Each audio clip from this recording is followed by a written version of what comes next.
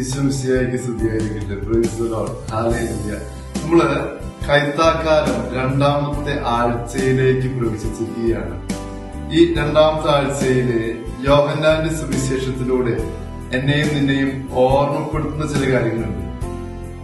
കർത്താവായ ക്രിസ്തു സാക്ഷാൽ മുന്തിരിച്ചെടിയാണെന്നും സ്വർഗസ്ഥനായ പിതാവ് കൃഷിക്കാരനുമാണെന്നും ഞാനും നിങ്ങളും ഈ മുന്തിരിച്ചെടിയോട് ചേർന്ന് നിൽക്കുന്ന ശാഖകളുമാണെന്നുള്ള ഓർമ്മപ്പെടുത്തൽ വചനം സാക്ഷ്യപ്പെടുത്തുകയാണ്.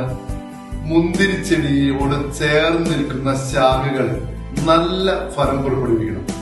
നമുക്കറിയാം, സാധാരണ രീതിയിൽ രണ്ട് തരത്തിലുള്ള മുറിക്കലുകളാണ് മുന്തിരിച്ചെടിക്ക് ഉണ്ടാവുന്നത്. ഒന്ന്, കൂടുതൽ ഫലം ലഭിക്കുവാനായിട്ട് മുന്തിരിച്ചെടിയുടെ ശാഖകളെ പ്രൂൺ ചെയ്യാറുണ്ട്, ചെറുതാക്കി മുറിക്കാറുണ്ട്.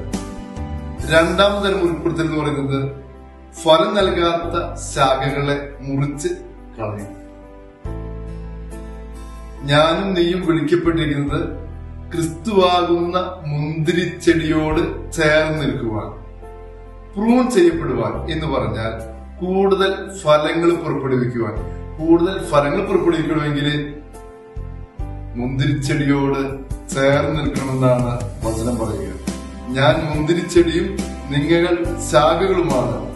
ആര് എന്നിലും ഞാൻ അവനിലും വസിക്കുന്നുവോ അവൻ ഏറെ ഫലം പുറപ്പെടുവിക്കുന്നു. എന്നെ കൂടാതെ നിങ്ങൾക്കൊന്നും ചെയ്യുവാൻ കഴിയുകയില്ല. കർത്താവിനോട് ചേർന്ന് നിൽക്കുമ്പോൾ കുഞ്ഞു മുറിവുകൾ ഉണ്ടാവണം. എന്തിനു വേണ്ടിയിട്ടാണ്? കൂടുതൽ ഫലങ്ങൾ കൊടുക്കുവാനാണ്. അപ്പൊ നമ്മുടെ അനുദിന ജീവിതത്തില് കുഞ്ഞു മുറിവുകളും വേദനകളും സങ്കടങ്ങളും വരുമ്പോൾ ഞാൻ ചേർന്ന് നിൽക്കുന്നത് മുന്തിരിച്ചെടിയാകുന്ന ക്രിസ്തുവിനോട് കൂടിയാണെന്നുള്ള ബോധ്യം നമുക്കുണ്ടാവുക. ആ മുറിവുകളെ സന്തോഷപൂർവ്വം സ്വീകരിക്കുമ്പോഴാണ് കൂടുതൽ ഫലങ്ങൾ പുറപ്പെടുവിക്കുവാൻ നമുക്ക് സാധിക്കുക.